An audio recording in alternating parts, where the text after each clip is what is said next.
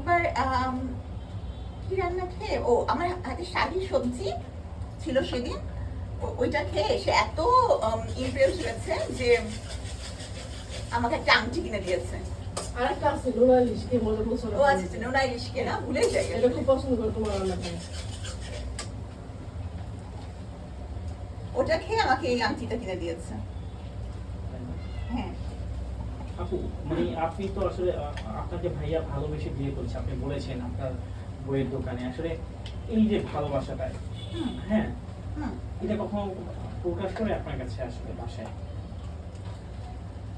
ভালোবাসা মানে একটা মানুষ যখন প্রেম করার পর তাকে বিয়ে করে, তখন ওটাই প্রমাণ বহন করে সে তাকে ভালোবাসে।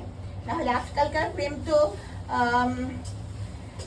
টাটা, কিছুদিনের মধ্যেই টাটা বাই বাই, আমরা দুজন দুই দিকে যাই যাই, এটা হয়ে যায়। হ্যাঁ তো না, সেও তো বিয়ে করেছে।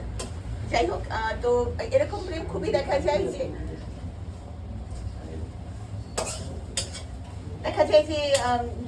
দুদিন প্রেম, তারপর দুজন টাটা বাই বাই। তো সে আমরা পরস্পরকে বিয়ে করেছি, এটাই প্রমাণ বহন করে যে আমরা পরস্পরকে ভালোবাসি।